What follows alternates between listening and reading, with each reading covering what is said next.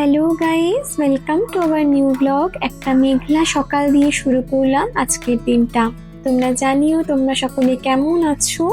মানুষ কোনো নতুন জায়গায় আসলে মানুষ কি কেনে, সেখানের কত কিছু কেনে, স্মৃতির দরুন।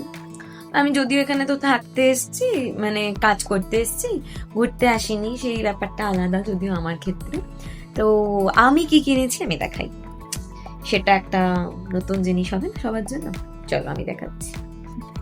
তো এই যে ব্লিঙ্কিট থেকে আমার শপিং আজকের, এখানে আগে রাখি বাবা, ভালো ভারী আছে, তো আনবক্স করে দেখাতে হবে তো কি কি রয়েছে। আমি ভাবছি এইখানটা করি, এটা বেটার হবে। আমি এখানে কাজ করছিলাম কিছুক্ষণ আগেই, যে এটা আমার টেম্পোরারি বেড, এটাকে পুরো বেড করা যায়, তো আবার এখানে কেউ কিছু বলো না। ওকে, ওইদিকে লাইটটা একটু জ্বালিয়ে নি।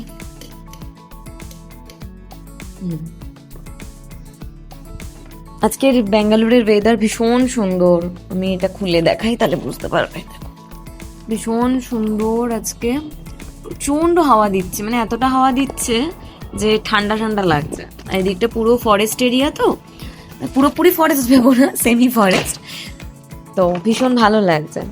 তো আজকে আমি প্রথম যেটা নিয়েছি সেটা হলো, আচ্ছা এখানে ডিম, ব্যাঙ্গালোরের ডিমের দাম মানে আকাশ ছোঁয়া। এই 10টা ডিমের দাম, সরি 6টা ডিমের দাম 60 টাকা, মানে পার ডিম 10 টাকা করে। এই যে এটা 100 গ্রাম ধনে পাতা দিয়েছে, মোটামুটি খারাপ দেয়নি, ভালোই দিয়েছে, তবে ইউজ করে নিতে হবে, এগুলোকে রেখে দেওয়া যাবে না। আচ্ছা, এটা একটা ড্র্যাগন ফ্রুট, এখানে একটু কমে পেলাম, আমাদের ওখানে 99 টাকা, এখানে 60-তে পেয়ে গেছি। কিছুটা গ্রিন চিলি, যেটা ছাড়া আমি খাওয়া দাওয়া ঠিক মতন করতে পারছি না সত্যি কথা, কিন্তু আমি জানি না কতটা এটা ঝাল হবে। আচ্ছা, 1 কিলো আলু, তো আমি কেন এগুলো কিনেছি সেগুলো আমি বলছি ধীরে ধীরে। আচ্ছা, এটার মধ্যে গ্রেপস আছে, এটাও আমি খুব কম টাকায় পেয়েছি গ্রেপসটা। এটা ব্যাঙ্গালোর ব্লু গ্রেপস বলে, এটা আমি পেয়েছি 40 টাকায়, ওই জন্য আমি কিনে নিয়েছি। বেশ অনেকটাই রয়েছে, কিন্তু 40 টাকায় খারাপ দেয়নি। আচ্ছা, এখানে আরেকটা ড্র্যাগন ফ্রুট রয়েছে, তো একটা এর মধ্যে হোয়াইট আর একটা হলো ওই পিঙ্ক কালার যেটা হয়, তো জানি না কোনটা কি, খেলে বোঝা যাবে। আচ্ছা,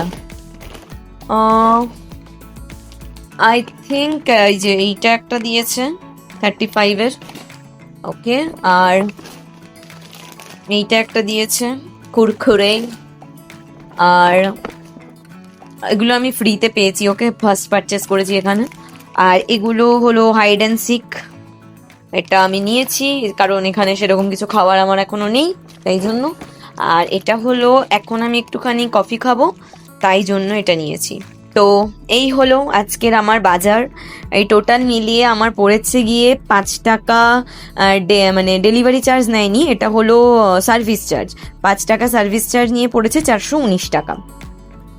এইবার অনেকে বলতে পারে যে আমি এখানে এসে কি মানে নিজে রান্না করে খাচ্ছি বা কিছু। দেখো, আমার রান্নার অপশন রয়েছে, দেখো আমাদের এই অ্যাপার্টমেন্টে সবকিছুই আছে, তো রান্না আমি করে খেতেই পারি। আর আমাদের অফিস থেকে সকালের ব্রেকফাস্ট, দুপুরের লাঞ্চ, ইভিনিং স্ন্যাক্স এবং লাঞ্চ যদি তুমি চাও, মানে আমি যেই পজিশনে কাজ করি আমি আনতে পারি, মানে অন্য সব এমপ্লয়ীদের জন্য সেটা অ্যাভেলেবেল নয়, সবার জন্য নয় জিনিসটা, তবে আমি আনতে পারি। তো আমি এনেছি, আমি সেটাও এনেছি, মানে এনেছি মানে ওরা আমাকে দিয়ে দিয়েছে, বা সেটা খুব যৎসামান্য। এবার মানে খালি ওটা দিয়ে খাওয়া আমার পক্ষে সত্যি কথা বলতে খুব কষ্টকর। আমি অনেক দিন ধরে ট্রাই করছি যে এখানে খাবার দাবারের সঙ্গে একটু অ্যাডজাস্ট করবো, কিন্তু বিশ্বাস করো আমি ব্যাঙ্গালোরের বদনাম করছি না, অ্যাটমসফিয়ার, ওয়েদার মানে টু গুড টু গুড। আর এত গ্রিনারি, যেটা আমাকে পাগল করে দিয়েছে, যেদিকে তাকাই সেদিকে গ্রিনারি, এই জিনিসগুলো খুব ভালো লেগেছে। আর কি ভালো লাগেনি সেটা হলো খাবার। আমি চেন্নাইতেও খেয়েছি, বিশ্বাস করো এরম কষ্ট কোথাও হয়নি। চেন্নাইতে আমি মানে প্রচুর অপশন পেতাম, আর রিজনেবল প্রাইসের মধ্যে। আমি স্ট্রিট ফুডের কথা বলছি না, কিন্তু প্রপার ভাতের হোটেল যেগুলো হয়, আমরা যেটা বাংলায় ভাতের হোটেল বলি, তো এখানে অন্যরকম একটু, সেখানে চাউমিন টাউমিন সবই পাওয়া যাচ্ছে, নর্মাল ভাতও পাওয়া যাচ্ছে। এবার ভাতের সঙ্গে নর্মাল ডাল তুমি পাবে না, সেটা দুপুরে পাবে, রাতে পাবে না। তার সাথে তুমি চিকেন কারি নাও, বাট চিকেন, ওখানে একটা রেসিপি খেয়েছি আমি, চিকেন চেট্টিনাট, এখনো মুখে লেগে আছে। আর কুরমা পরাঠা, মানে এগুলোর জন্য আমি পাগল, এতটাই ভালো খেতে। কিন্তু এখানে এসে আমি প্রচন্ড খাওয়ার প্রবলেমে পড়েছি, আমি কিছুই এখানে খেতে পারছি না ঠিক করে। সত্যি কথা বলতে ওই রুটি যেটা দিচ্ছে সেটাই, যেদিনকে ডিম হচ্ছে ডিমটাই যা খাচ্ছি। কিন্তু ডিমের ঝোল এত সুন্দর রান্না করছে যে আমি ডিমের ঝোল বাঙালির কি হয় সেটা স্বাদ আমি ভুলে গেছি। মানে আমাকে একদিন ডিমের ঝোল নিজে বানিয়ে খেতে হবে, নাহলে সত্যি আমি বাড়ি যেতে যেতে আমি পুরো স্বাদ ভুলে যাবো খাবারের, এমন একটা ব্যাপার হয়ে গেছে। এই জন্য আমার এত কিছু পারচেস করা। আর আমাদের কি লাঞ্চ দেয় সেটাও আমি দেখাচ্ছি। দেখো এখানের অনুযায়ী এটা খুব ভালো লাঞ্চ, কোয়ালিটি ওয়াইজ খুবই ভালো, বাট টেস্ট ওয়াইজ আমার ভালো লাগছে না, কারণ আমি এইখানের খাবারের সঙ্গে হ্যাবিটিউটেড হইনি এখনো। আমার হ্যাবিটিউটেড হতে তো একটু টাইম লাগবে না। আর যেটা খেয়ে এত বছর ধরে 23-24 বছর ধরে বড় হয়েছে, হঠাৎ করে তো আমি সেটাকে একদম মানে চেঞ্জ করে দিতে পারবো না। ওদেরকে যেমন আমাদের ওদিকে নিয়ে গেলে ওরাও চেঞ্জ করতে পারবে না, সেম থিংস। তো চলো দেখাই যে দুপুরের লাঞ্চে কি ছিল, আর সেটাই আমার ডিনারেও রয়েছে। তার সঙ্গে আমি এখান থেকে কিছু একটু করবো, নাহলে আমি ওইটা মানে উদ্ধার করতে পারবো না। চলো আগে দেখাই তোমাদের কি ছিল। তো অ্যাজ আ ডিনার আমাকে এগুলো দিয়ে দিয়েছে। আচ্ছা, এইটা একটা সবজি বানিয়েছে। সবজির গ্রেভিটা দেখে বুঝতে পারছো এখন থকথকে একটা গ্রেভি। কি দিয়ে এত থকথকে করে আমি জানি না। এটা কিসের গ্রেভি জানো? এটা কুদরি বানিয়েছে, কুদরি। আমি যেটা ভাবতেও পারি না কুদরিকে এইভাবে রান্না করে ওরা, ঠিক আছে। আচ্ছা, এটা ডাল, ডালের মধ্যে এই অসময়ে কি দিয়েছে, এটা র্যাডিশ মানে মূলো দিয়েছে। রুটি আর ভাত আমি কোয়ান্টিটি কমই দিতে বলেছি, এর মধ্যে 3টে রুটি আছে। তো এটা দেখে বুঝতে পারছো যে রুটির সাইজ ঠিক কত বড়। আমি তাও বলেছি 3টেই রুটি দাও। ভাতও বলেছি খুব কম দিতে, তো কমই দিয়েছে। মানে এগুলোর কোনো আমার মানে কিছু বলার নেই, এগুলো আমি নিজেই কম বলেছি কারণ আমি বেশি খেতে পারি না। আর এই রয়েছে রাতের খাবার।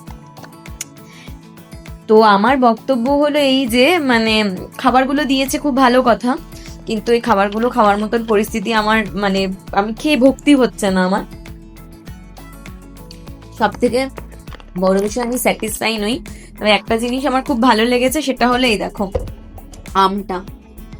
এই আমটা এই প্যানটার মধ্যে রয়েছে, বুঝতে পারছো জানি না কত বড়, আমি তুলে দেখাচ্ছি। আমার মুখের সাইজের আম, হ্যাঁ। তো আমার এই মুখের সাইজের আমটা, এটা হলো স্যারের মানে আমাদের যে সিইও তার বাড়ির গাছের আম। অন্ধ্রপ্রদেশ থেকে উনি এনেছিলেন, তো ওনার কাছে ছিল দুটো, আমাকে তাই দিয়েছিল টেস্ট করার জন্য। দেখো গাছ পাকা আম তো পুরো মিষ্টি নয়, আর পাকা অবস্থায় এগুলোকে পাড়া হয়েছে, তো ওই গাছ পুরো পাকা নয়। তারপর রেখে রেখে এটা পেকেছে, ঠিক আছে চলে যায় আর কি। মানে খুব একটা ভালো বলবো না, আমাদের ওখানের আমের মতন টেস্ট হতেই পারবে না। আমাদের ল্যাংড়া হিমসাগর কিচ্ছু না, মানে এর সামনে মানে যদি ওর সামনে যায় ও নিজেই আত্মহত্যা করবে, এমন একটা ব্যাপার। তো এই হলো আজকের আমার ছোট্ট একটু ভিডিও, যেটা আমি আমার ব্যাঙ্গালোর লাইফের মানে স্টার্টিং দেখাচ্ছি। এখন আমার জাস্ট 1 উইকও হয়নি। আমি বাড়ির লোকের জন্য আর বাড়ির খাবারের জন্য জাস্ট হাপিত্তেশ করছি। বাট হ্যাঁ, আমি বাড়ির কাউকেই বলি না যে আমার ঠিক কতটা মিস করি আমি তারা ওদেরকে। উঠতে বসতে জাগতে শুতে খেতে মানে সবেতেই আমি সত্যি কথা খুবই মিস করছি।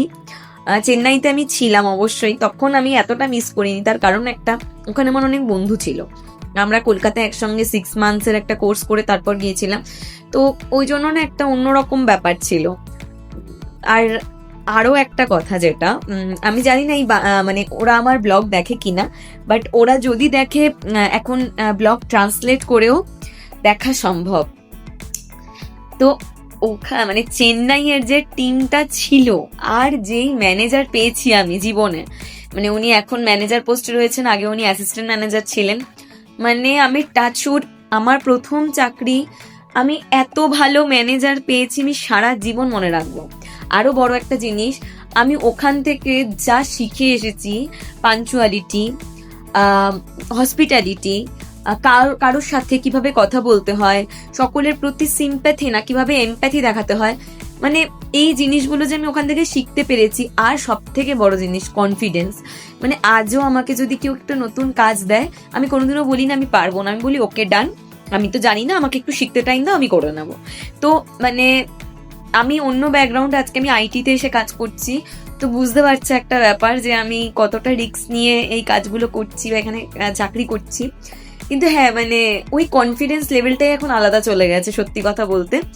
আমি খুব থ্যাঙ্কফুল, আমার জীবনের প্রথম জব, আমার জীবনের প্রথম টিম, আমার জীবনের প্রথম ম্যানেজার, তার ফ্যামিলি, আমি ভীষণ থ্যাঙ্কফুল তাদের প্রতি, যে তাদের জন্য আমি এই জায়গায় আসতে পেরেছি। তো চলো ব্লগটা এখানেই শেষ করছি। সকলে ভালো থাকবে, সুস্থ থাকবে, সাবধানে থাকবে, নিজের মানুষদেরকে খুব ভালোবেসে রাখবে। কারণ আজ হয়তো মানে তারা কাছে আছে, কিন্তু কাজের সূত্রে বা অন্য কোনো কারণে তারা হয়তো দূরে চলে যেতে পারে। তখন চেয়েও তুমি তাদেরকে না দেখতে পাবে না, তাদের ওই গলার আওয়াজ শুনে আর এই ভার্চুয়ালি দেখেই তোমায় শখ মেটাতে হবে। ব্যাস এইটুখানি বলবো। চলো টাটা, বেশি বলবো না, ইমোশনাল হয়ে যাবো।